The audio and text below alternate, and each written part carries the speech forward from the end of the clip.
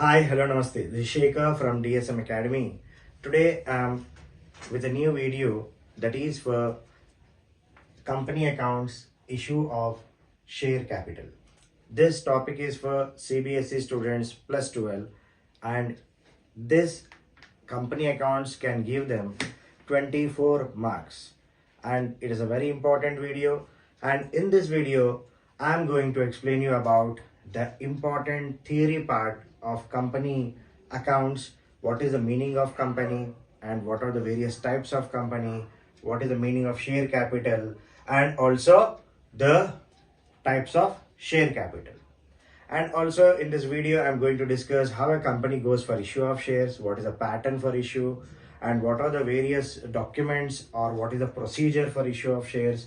And in this video also we'll cover about the journal entries to be recorded at the time of issue of shares, in the part of issue of shares at par and issue of shares at premium. तो बच्चों start करते हैं यहाँ company accounts में. So first of all the meaning of company. पहले company accounts जानने से पहले उसका मीनिंग भी जानना बहुत इंपॉर्टेंट है. सब समझते कंपनी का नाम. Company is nothing but an artificial person which is created by law. Company क्या है? एक आर्टिफिशियल पर्सन है जो लॉ के द्वारा क्रिएट कर रहा, and it is having a legal entity. It is a legal entity which is having perpetual succession and a common seal. इसका मतलब है कंपनी एक आर्टिफिशियल पर्सन है जो नेचुरल पर्सन से क्रिएट किया गया अंडर लॉ, एंड ये इसका लीगल एंटिटी भी है, यानी इसका खुद का नाम से केस लड़ेगा किसी से, एंड केस इसके नाम से लड़ेंगे. So company name is legal entity and it has perpetual succession. Perpetual succession का मतलब होता है कंटिन्यूअस एग्जिस्टेंस. कंपनी कहीं किसी के मरने से या कहीं किसी के रिटायर होने से कंपनी नहीं रुकेगा. सो that is perpetual succession. Next is it is having a common seal. वो सील से पूरा कंपनी के ट्रांजैक्शंस जो भी है होता है सब चलता है. सो कंपनी का मीनिंग हो गया. Next will discuss about this was according to the act 2013. Companies का एक्ट है 2013 का. सो अगर चले तो पहली बात तो 1956 का एक्ट है, उससे पहले 1913 का एक्ट था. 1956 एक्ट के बाद अमेंडमेंट हुआ 2013 एक्ट कंपनीज का. सो नेक्स्ट चलते हैं टाइप्स ऑफ कंपनी में.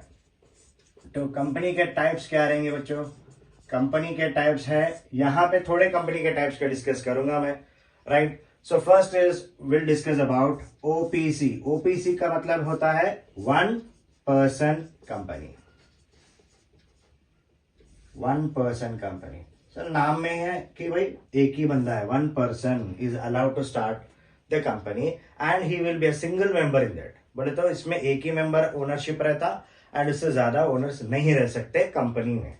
So OPC according to the companies act of 2013 act के अनुसार ओपीसी सेक्शन 2 ऑफ 62 में इसका डिस्क्रिप्शन किया गया कि ओपीसी में एक ही ओनर रहना चाहिए एंड वो एक ही ओनर से ओपीसी कंटिन्यू होना चाहिए. एंड इसका एक छोटा सा एक्स्ट्रा पॉइंट बताता हूं मैं यहाँ पे.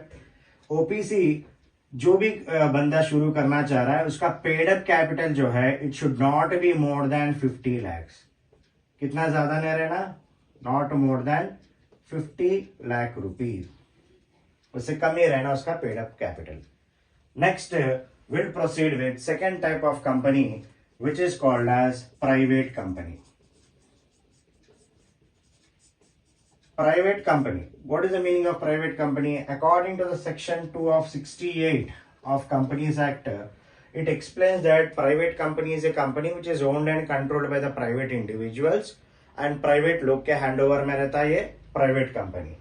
And private company शुरू करने के लिए minimum requirement है at least 2 members are required to start a private company, and the members can be extended.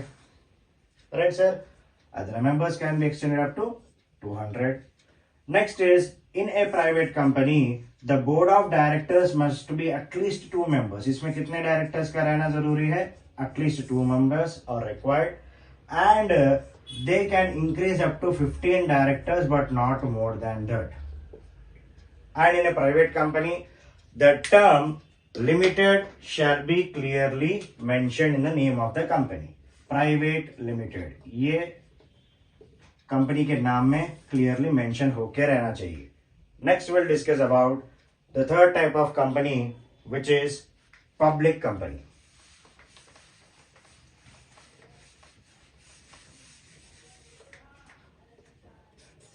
Public company, according to section number 2 of 71 of the Companies Act 2013, it means the company which is owned, it is the public company is a company which is not a private company. जो company private नहीं होता है वो public company रहता है. यानी इसके जो ओनर्स है वो दो टाइप के लोग रहेंगे. एक जो इंडिविजुअल्स कंपनी को शुरू करे, right, the group of people वो कंपनी को जो शुरू करे से, एंड ऑल्सो द पब्लिक जो कंपनी के अंदर शेयर्स के थ्रू इन्वेस्ट करे. इसलिए इसको जो है पब्लिक कंपनी बताया जाता. Section number 271 explains that public company is a company which is not a private company and a company which is having a minimum subscribed capital. But 2015 के बाद minimum subscribed capital भी निकाल दिया गया. And now for a public company the term LTD, limited, shall be added to its name, and the minimum members required to a public company will be 7 and the maximum is unlimited. कितने लोग भी रह सकते, there is no limit, right? Next public company का main advantage है, the main advantage बता सकते हैं कि भाई अब जो भी शेयर मार्केट चल रहा, इश्यू ऑफ शेयर चल रहे, whatever is there, it is only done by public companies. So public companies का मेन एडवांटेज है, मेन पॉइंट है कि भाई ये लोगों को जब भी कैपिटल की रिक्वायरमेंट रहेगी, these capital they can raise the capital from the public. Public के पास पैसा ले सकती है public company. Public company can raise capital from home, public. कैसा public? In the form of shares, in the form of debentures etcetera. So in the form of shares में जो है कैपिटल रेस करती है company, and that share capital will be in the form of two Capitals. वो share capital दो type में issue कर सकती है कंपनी. एक है इक्विटी शेयर कैपिटल, दूसरा है preference share capital according to the section number 43. Section number 43 explains that the company can procure or raise funds in the form of issue of shares. That issue of shares can be in the form of क्या बोलते हैं, preference as well as equity. दो type के shares में company issue कर सकती है end fund gather कर सकती है पब्लिक के पास से. एंड यहाँ पे एक पॉइंट बच्चों आपको जानना जरूरी है. अगर पब्लिक कंपनी जब इश्यू ऑफ शेयर्स में जाएगी, राइट, सो पहले इश्यू ऑफ शेयर्स करते कैसे, इसका शेयर का मतलब क्या है वो समझा रहा मैं. What is the meaning of A share? Share is nothing but A part of capital. Share क्या है? पार्ट ऑफ कैपिटल है. कंपनी का जो भी इश्यू कैपिटल है, एंड अगर वो कैपिटल को फॉर एग्जांपल कंपनी को चाहिए एक 10 लाख रुपए चाहिए, राइट. अगर कंपनी ये 10 लाख रुपीज को स्मॉल डिनोमिनेशंस में अगर डिवाइड कर देगी, एंड वो डिनोमिनेशन की यूनिट माना जाएगा, एंड वो यूनिट को माना जाएगा शेयर, राइट. वाई? बिकॉज अगर डायरेक्टली कंपनी इश्यू के लिए 10 लाख के अगर जाएगी इश्यू के लिए, तो पब्लिक ज्यादा तक तो कोई देगा नहीं. सो इसको स्मॉल डिनोमिनेशंस में जब डिवाइड करके शेयर के थ्रू जब कंपनी इश्यू करेगी, then public will subscribe for the shares, and आगे कंपनी अलॉट भी कर सकती. सो शेयर का मतलब होता है part of capital. And these capital, when is divided into smaller denomination, it is called as units or called as share. And the people who are purchasing these shares will be called as shareholders. Meaning of share is a part of capital. यानी company को जितना capital जरूरी होता है issue करने के लिए, वो कैपिटल को जो है कंपनी एक डिनोमिनेशंस में डिवाइड कर देती है, और डिनोमिनेशंस को बताया जाता है शेयर. And ये denominations company shares can be issued in the form of preference as well as equity shares. So ये preference shares and equity shares issue करने का जो procedure है सेक्शन नंबर 43 में equity and preference shares का meaning में clear cut description है. And यहाँ पे बेटा देखिए आप, अब ज्यादा नहीं, सिंपल फॉर्म में समझे तो कंपनी को, पब्लिक कंपनी को जो है जब कैपिटल रेज करना जरूरी समझती है एंड कंपलसरी होना है, वो टाइम पे पब्लिक कंपनी जो है इन the form of shares public के पास से पैसा लेती है, एंड वो प्रोसीजर होता है इश्यू ऑफ शेयर्स के अंदर, अपन पढ़ेंगे। आगे चलते हैं accounting format for issue of shares. Classification of share capital के अंदर अकाउंटिंग फॉर्मेट का डिस्कशन करेंगे अभी।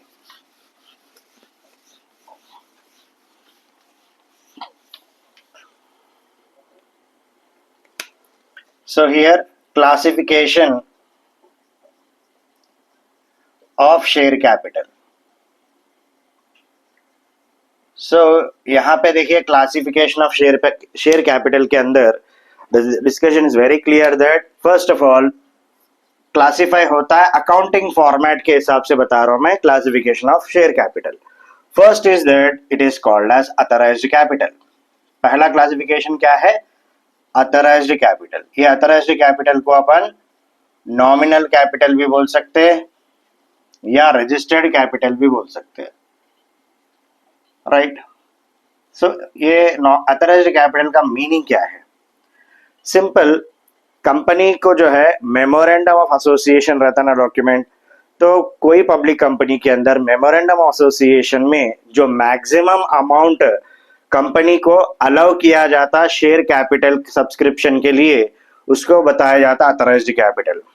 तो इन सिंपल लाइन, कितना परमिशन दिया जाता है कंपनी को मेमोरेंडम ऑफ एसोसिएशन में इश्यू ऑफ शेयर्स करने के लिए, इतना हिस्सा इश्यू कर लो पब्लिक के पास से, जब बताया जाता है उसको बताया जाता है अपन अथराइज्ड।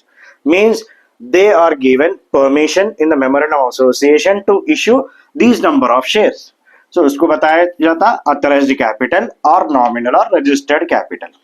ओके, सो ये अथराइज्ड कैपिटल कितना हो सकता है?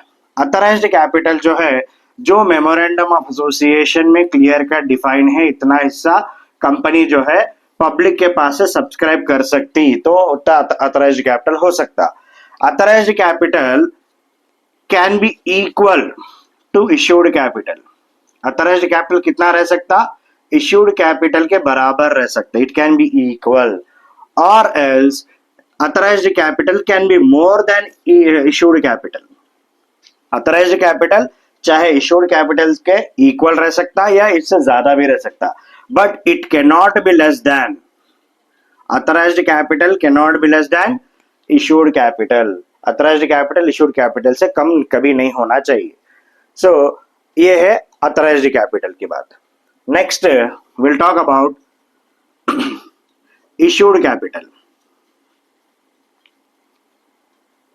चलो, ये समझने के लिए मैं एक छोटा सा एग्जांपल बताता हूं।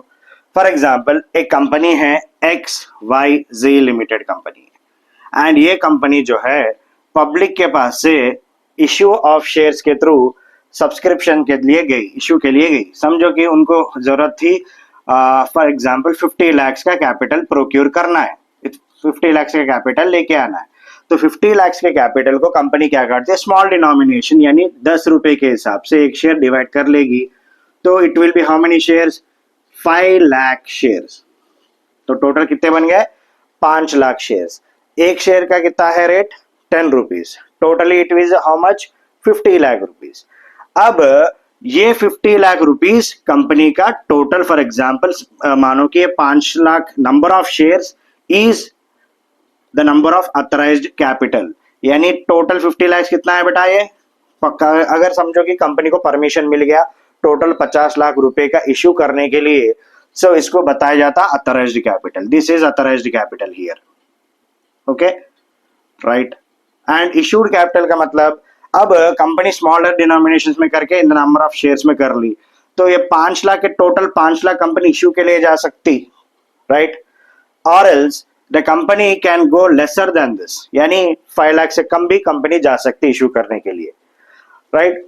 सो अब इशूड कैपिटल का मतलब क्या होता है? कितना कैपिटल के लिए पब्लिक को एडवर्टाइज कर रही कंपनी, प्रॉस्पेक्टस रिलीज कर रही कि भाई हमारे इतने number of shares clear cut आपके मार्केट में है, आप कितने लोग इसके लिए इंटरेस्टेड है बताने के लिए इश्यूड कैपिटल बताया जाता है। इश्यूड कैपिटल का मतलब क्या है?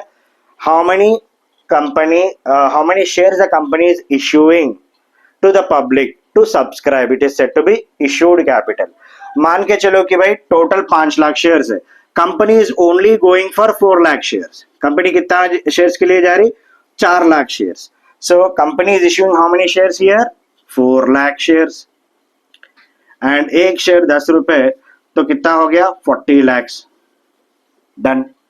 यह है इशूड कैपिटल कंपनी का. इसके बाद होता है सब्सक्राइब्ड कैपिटल. सब्सक्राइब्ड कैपिटल का मतलब, फॉर एग्जांपल कंपनी का टोटल है, यहाँ पे अथराइजेशन है 5 लाख शेयर्स के, लेकिन कंपनी जा रही है सिर्फ 4 लाख शेयर्स के लिए. एंड ये 4 लाख शेयर्स के लिए जा रही, तो कंपनी को एक बार उससे ज्यादा लोग भी अप्लाई कर सकते हैं, उससे कम लोग भी अप्लाई कर सकते हैं. जैसे कि एक छोटा सा एग्जांपल, अगर गवर्नमेंट का नोटिफिकेशन मिल गया कि भाई इतने नंबर ऑफ वैकेंसीज है जॉब्स के लिए, अगर 1000 वैकेंसीज है तो 1 लाख पीपल भी अप्लाई कर सकते हैं, या 2 लाख भी कर सकते हैं, या उससे कम भी कर सकते हैं. सो यहाँ पे भी कंपनी जब इशू करती है नंबर ऑफ शेयर्स, एंड इसका सब्सक्रिप्शन जो है it can be more then, अपने को नीड कितना है? 4 लाख. 4 लाख ही अपने के पास नीड है. ये नीड से ज्यादा लोग भी अप्लाई कर सकते हैं, यानी मान के चलो ज्यादा, यानी 5 लाख लोग भी अप्लाई कर सकते हैं, या 4 लाख 50 भी अप्लाई कर सकते हैं, या 6 लाख लोग भी अप्लाई कर सकते हैं. So when more people of applying, it is called as over subscription. ज्यादा लोग अप्लाई करें तो क्या मानते हैं? Over subscription. एंड अगर जितना डिफाइंड है, जितना इश्यू है, उससे कम लोग अगर अप्लाई करें तो अंडर सब्सक्रिप्शन बोलते हैं. If more people are subscribing, then it is called as, when more people are applying, it is called as over subscription, and when less people are applying, it is called as under subscription. And if needed, जैसे कि 4 लाख है company को जरूरत, 4 लाख लोग ही apply करे तो no problem. अब ये जितने लोग अप्लाई करे उससे नेक्स्ट कंपनी क्या करती है? कंटिन्यू करती है, अलॉटमेंट प्रोसीजर, नेक्स्ट प्रोसीजर में जाती है. तो first was authorised capital, next is issued capital, next is subscribed capital. कितने लोग अप्लाई करे कंपनी के शेयर्स, उसको बताया जाता है subscribed capital. Next is called as called up capital. Is a capital which the company is calling for the share holders to make the payment. जैसा कि समझो कि ये एग्जाम्पल में बताया, एक बेस प्राइस है 10 rupees. The base price is how much sir? 10 rupees here. So ये 10 रुपीज कंपनी जो है एक ही सिंगल टाइम पे पेमेंट रिसीव नहीं करती. This company will receive the payment in instalments. Right. Payments लेने के तरीके रहते हैं. एक है one time payment, that is lump sum payment, पूरा शेयर्स का पैसा ले लेती कंपनी. और एल्स इंस्टॉलमेंट्स, यानी फिक्स्ड मेथड में जाती तो इंस्टॉलमेंट्स में जाना पड़ता था कंपनी को. सो यहाँ पे जो है ये 10 rupees company will go for issue. जैसे कि 10 रुपीज को डिवाइड करती, जैसे कि 2 रुपीज ऑन अप्लीकेशन, यानी शेयर अप्लाई करते टाइम पे पब्लिक जो है 2 रुपीज पे कर देना है. राइट. नेक्स्ट 3 रुपीज जो है अलॉटमेंट, अलॉटमेंट करते टाइम 3 रुपए पे कर देना है. बचा कितना? 5 रुपीज. ये 5 रुपीज में कंपनी नेक्स्ट अगर समझो कि 2 रुपीज फर्स्ट कॉल में लेना चाह रही, and remaining balance on final call में लेना चाह रही.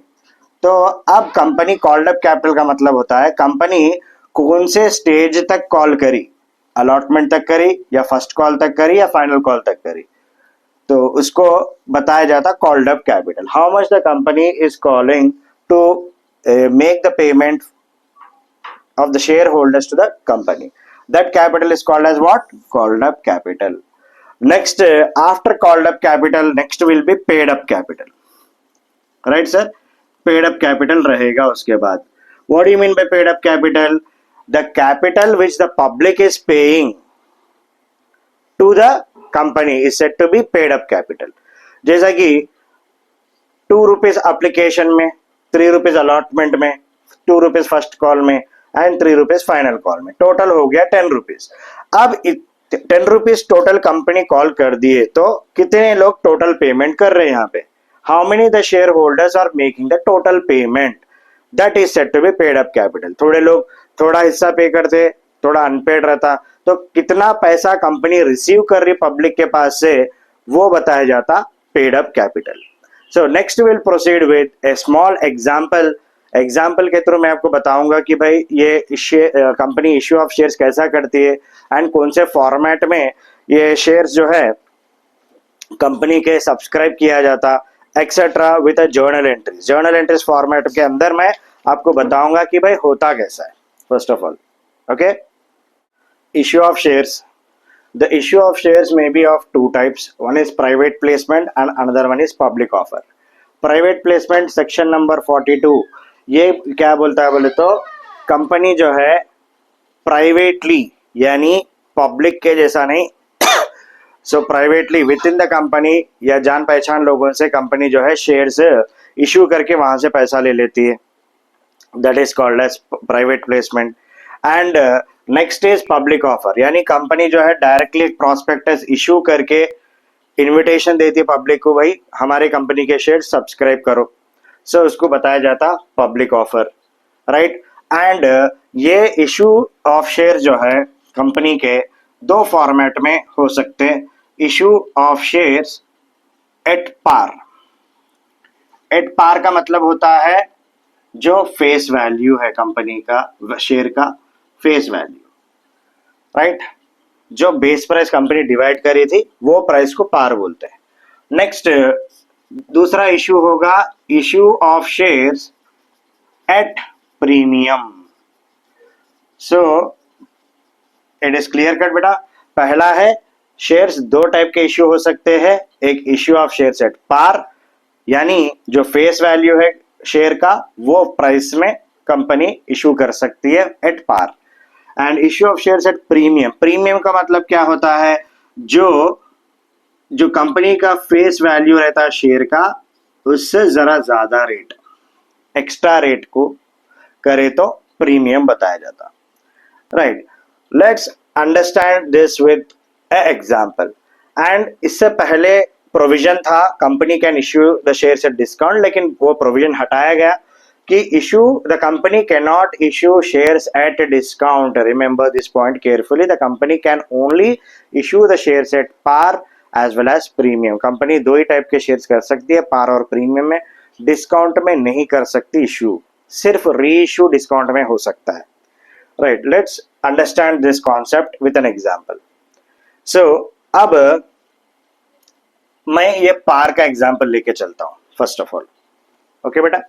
सो समझो कि एक कंपनी है एबीसी लिमिटेड कंपनी, ठीक है. एबीसी लिमिटेड कंपनी है एंड बताया गया कि कंपनी के अंदर अथराइज्ड कैपिटल जो है अगर समझो 50 लाख रुपी है, right. 50 lakh rupee divided into 5 lakh shares at the rate 10 each. 50 lakh रुपए का ऑथराइज्ड कैपिटल है, वो 5 लाख शेयर्स में डिवाइड हुए. एक शेयर का प्राइस है 10 rupees. Done. And company is issuing how much 4 lakh shares at the rate 10 each. Company क्या कर रही, 4 लाख शेयर्स के लिए इश्यू को जा रही.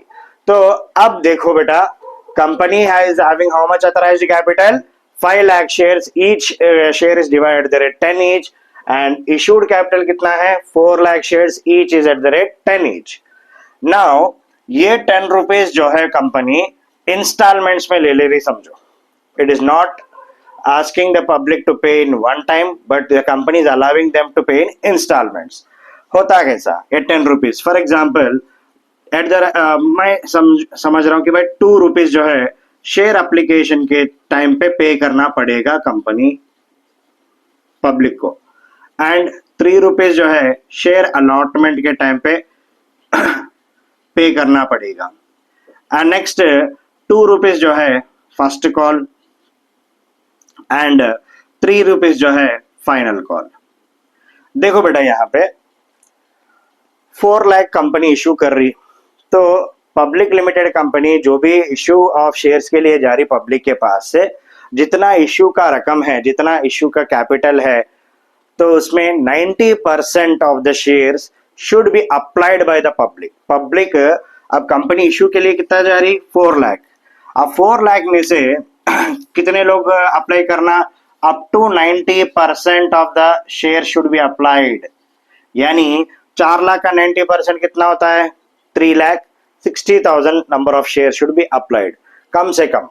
तो अगर 3,60,000 शेयर से कम लोग अप्लाई करें, if only 3,40,000 people are applying समझो, तब क्या होता है 15 डेज के अंदर कंपनी को ये शेयर एप्लीकेशन के पैसे रिटर्न कर देना पड़ेगा शेयर होल्डर्स को। इफ 90% मिनिमम सब्सक्रिप्शन जो कंपनी अटेन नहीं कर सकी, तब ये फॉर्मेट होगा। नेक्स्ट, अगर समझो ये है मिनिमम सब्सक्रिप्शन, अब समझते कि भाई ये क्वेश्चन में कंपनीज इशूइंग 4 लाख एंड समझो कि पब्लिक अप्लाइड, पब्लिक कितना अप्लाई करी, फॉर एग्जाम्पल 5 लाख अप्लाई करी समझो। How much the public is applying? 5 lakh shares. Issue is at 4 lakh and public applied at 5 lakh. ये हो गया ओवर सब्सक्रिप्शन, ज्यादा लोग अप्लाई करे। कितना ज्यादा लोग अप्लाई करे? 1 lakh shares were applied excess, 1 lakh shares were applied excess, right. So company के यहाँ पे 2 फॉर्मेट रहेंगे। चाहे तो टोटल पैसा एक्स्ट्रा जो आया 1 लाख शेयर्स अप्लाइड, उनके रिजेक्ट करके उनका पैसा उनको वापस दे दे, ये पहला है। दूसरा सिस्टम है यही एक्स्ट्रा आए सो पैसों को, जो नंबर ऑफ शेयर्स है, इसको जो है प्रो राटा बेसिस में कंपनी एडजस्ट करेगी। वो मैं आपको नेक्स्ट वीडियोस में बताऊंगा प्रो राटा होता क्या है, उसका एडजस्टमेंट कैसा करते हैं। सो समझो ये एग्जांपल में 4 लाख कंपनी शेयर्स इशू करने के लिए गई, पब्लिक 5 लाख शेयर्स अप्लाई करे एंड एक्सेस जो 1 लाख है कंपनी अगर रिजेक्ट कर रही, समझो चलो रिजेक्ट करके उनका पैसा उनको दे रही, तो जब कितने रहेंगे? 4 लाख रहेंगे। तो कंपनी के होना है 4 लाख एंड कंपनी के पास है भी अभी 4 लाख आफ्टर रिजेक्शन, तो कंपनी ये नंबर से जाएगी 4 लाख शेयर से। नेक्स्ट, एप्लीकेशंस पूरे आने के बाद कंपनी एप्लीकेशंस लगा के उसमें से क्रॉस वेरीफाई करके अलॉटमेंट लेटर्स भिजाती सबको, एंड वो होता है अलॉटमेंट। जब किसी को अलॉटमेंट दिया जाता है, immediately the people should pay for allotment, right. After making payment of allotment, अगर कंपनी फर्स्ट कॉल के लिए कॉल करी, बुलाई भाई बंदो पे कर दो, तो पीपल हैव टू पे this first call money, right. उसके बाद कंपनी अगर फाइनल कॉल पे करने के लिए बोलेगी, वो टाइम पे फाइनल कॉल मनी भी पे हो जाएगा। सो यहाँ पे ईच एंड एवरी एंट्री अलग अलग से लिखना पड़ेगा जर्नल एंट्री लिखते टाइम पे, पहले एप्लीकेशन का, उसके बाद अलॉटमेंट का, फर्स्ट कॉल का, फाइनल कॉल का। अगर फॉर एग्जाम्पल 4 लाख लोग अप्लाई रह गए ना, ये 4 लाख लोग पूरा का पूरा पैसा पे कर दिया, टोटल पैसा 2 रुपीज एप्लीकेशन का, अलॉटमेंट का, फर्स्ट कॉल का, फाइनल कॉल का, every amount is paid, then वो लोग को बोलते हैं शेयर होल्डर। अगर फॉर एग्जाम्पल कोई है ऐसा कि भाई उसका नाम है समझो कि सोनू, सोनू नाम का एक शेयर होल्डर है जिसने कंपनी के शेयर्स अप्लाई किए थे 400 शेयर्स। कितने शेयर्स है? 400 शेयर्स अप्लाई किए थे कंपनी के, एंड ये Sonu has paid application money, allotment money भी पे करा, फर्स्ट कॉल पे नहीं कर सका समझो सोनू डिडंट पे व्हाट? फर्स्ट कॉल का पे नहीं करा, तो कंपनी क्या करी? उसको एक नोटिस भिजाई पे कर दो, उन्हें फिर भी पे नहीं करा, तो कंपनी क्या करी? उसके शेयर्स रिजेक्ट कर देती है, यानी उसका शेयर फॉरफिट करेगी कंपनी। फॉरफीचर बोलते हैं इसको, फॉरफीचर ऑफ शेयर्स, यानी सोनू के शेयर्स वापस कंपनी के पास आ जाते हैं एंड कंपनी अभी तक जो सोनू ने एप्लीकेशन और अलॉटमेंट का पैसा पे किया था वो कंपनी इसको रिटर्न नहीं देगी, company will keep it with company. So वो प्रोसीजर को बताया जाएगा फॉरफीचर ऑफ शेयर्स। सो अब ये फॉरफीचर ऑफ शेयर्स, सोनू के 400 शेयर्स कंपनी वापस ले लेके, उसके पैसे भी कंपनी के पास ही है। अब कंपनी क्या कर सकती है? ये सोनू के 400 शेयर्स जो अनपेड है, फॉरफिट हुए, that can be reissued some other person at par, premium और डिस्काउंट। चलो let's start with the journal entry format for what is the process when the shares are issued at par.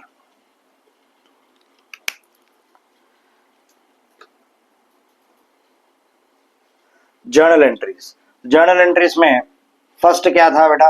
Application. Company issue कर देती, public subscribe करते। अगर समझो कि 1 lakh shares के लिए पब्लिक सब्सक्राइब करी, right, company issued 1 lakh shares and public is applying for 1 lakh shares. So जितना एप्लीकेशंस आए, जितना एप्लीकेशंस आए, पहला एंट्री लिखना चाहिए पैसा रिसीव करने का। यानी एप्लीकेशन पब्लिक पे कर देते ना, company will receive that, so that is called as receiving of application. पहला जर्नल एंट्री होगा रिसीविंग ऑफ एप्लीकेशन कंपनी के अकाउंट्स में, bank account debit to share application account. पहला एंट्री है bank account debit to share application, money भी लिख सकते हैं, शेयर एप्लीकेशन भी लिख सकते हैं, share application money account, right. So यहाँ पे पहला एंट्री होगा रिसीविंग ऑफ एप्लीकेशंस। ये एप्लीकेशंस अगर एक्स्ट्रास भी यानी ओवर सब्सक्राइब भी हो गए तो वो भी एक ही एंट्री में आएगा। कितना रिसीव कर रही company application, that is the first entry. Next, अगर रिजेक्शन करना है कंपनी को तो रिजेक्टेड एंट्री हो सकता है। जैसे कि कंपनी के पास पैसा आ गया एक्सेस में, कंपनी रिजेक्ट कर रही तो कंपनी के पास से पैसा चले जाता है। So that is share application account debit to bank account. ये कब होता है, जब एक्सेस एप्लीकेशंस रिजेक्ट होते तभी एंट्री आता। नेक्स्ट एंट्री विल बी, ये जितना भी पैसा आया in the form of application has to be compulsorily deposited in a separate bank account. Bank company क्या करना चाहिए, जितना भी एप्लीकेशन मनी रिसीव कर रही कंपनी बेटा, वो जो है company compulsorily it has to deposit in a separate bank account. ये पैसा यूज नहीं करना चाहिए कंपनी को। सो दैट्स द रीजन ये पैसे को अपन कैपिटल में ट्रांसफर करते हैं। अभी तो ट्रांसफर एंट्री रहता है, शेयर एप्लीकेशन के जो पैसे आए, शेयर एप्लीकेशन वो कैपिटल को ट्रांसफर हो जाने का एंट्री है ये। Share application account debit to share capital account, right. अब इसके बाद आता है एंट्री जो है, ये एप्लीकेशन के 3 एंट्री है। सो इंडिविजुअली लिखे तो पहला है रिसीविंग, उसका है रिजेक्शन एंट्री है तो आएगा। नेक्स्ट तीसरा है जो है कैपिटल में ट्रांसफर करने का एंट्री। आफ्टर दिस अगर अलॉटमेंट हो गया तो अलॉटमेंट ड्यू एंट्री आएगा। पहले due entry share allotment account debit to share capital, due entry लिखना पड़ेगा, ठीक है। अब जितना पैसा रिसीव करी company that will be recorded as bank account debit to share allotment account. क्या आता entry, bank account debit to share allotment. After this बेटा नेक्स्ट इंस्टॉलमेंट फर्स्ट कॉल है समझो, तो फर्स्ट कॉल का ड्यू एंट्री लिखते हैं अपन, share first call account debit to share capital, ये लिखा जाता, राइट। नेक्स्ट इसका पैसा अगर आ गया तो क्या आता entry, bank account debit to share first call आएगा एंट्री, ओके, राइट बेटा। उसके बाद देखिए पहले एप्लीकेशन मनी आ गया, सो अगर एक्स्ट्रा एप्लीकेशन रह गए तो वो रिजेक्शन का एंट्री आएगा। उसके बाद उसको ट्रांसफर एंट्री लिखना पड़ेगा। आफ्टर दैट अलॉटमेंट का ड्यू, उसके बाद अलॉटमेंट रिसीव्ड, फर्स्ट कॉल का due, first call received, okay. So उसके बाद फाइनल कॉल है समझो, शेयर फाइनल कॉल अकाउंट। देखो जो भी ड्यू है बेटा वो डेबिट कर देना चाहिए टू शेयर कैपिटल, एंड इसका रिसीव्ड अमाउंट जो है एंट्री आएगा bank account debit to share final call, right बेटा। सो यहाँ पे फर्स्ट थिंग इज दैट पूरा का पूरा पैसा आएगा तो नॉर्मल एंट्री आएगा। अगर समझो इससे पहले मैं बताया था सोनू को 400 शेयर्स पे नहीं किया था बोल के, सो अगर पे नहीं किया तो कॉल इन एरियर्स बोलते हैं। जो भी बंदा पे नहीं किया, कोई शेयर होल्डर पे नहीं किया तो कंपनी को एरियर हो जाएगा, नहीं आया पैसा तो कॉल इन एरियर्स लिख सकते हैं ड्यू एंट्री में। अगर कंपनी कॉल इन एरियर्स का सेपरेट अकाउंट बना रही तो लिखना पड़ेगा कॉल इन एरियर्स। नेक्स्ट एक बार कोई शेयर होल्डर्स रहते हैं जो एडवांस में पे कर देते हैं तो उसको कॉल इन एडवांस बताया जाता। उसका ट्रीटमेंट कैसे करते हैं मैं बताऊंगा सम्स करते टाइम पे, एंड ये है प्रोसीजर, ओके बेटा। सो पहला एप्लीकेशन रिजेक्शन, एप्लीकेशन का transfer entry, allotment due, allotment received, first call due, first call received, final call due and final call received.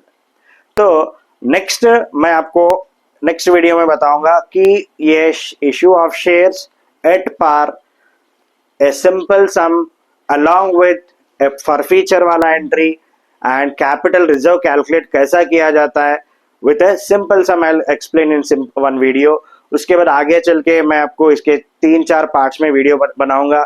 एक ओवर सब्सक्रिप्शन का रहेगा, प्रीमियम का रहेगा, फॉरफीचर का रहेगा, प्रोराटा बेसिस का रहेगा. So do watch the videos and here please like, subscribe and share. Yash Shekhar signing off. And please comment in the comment box कैसा लगा. Bye.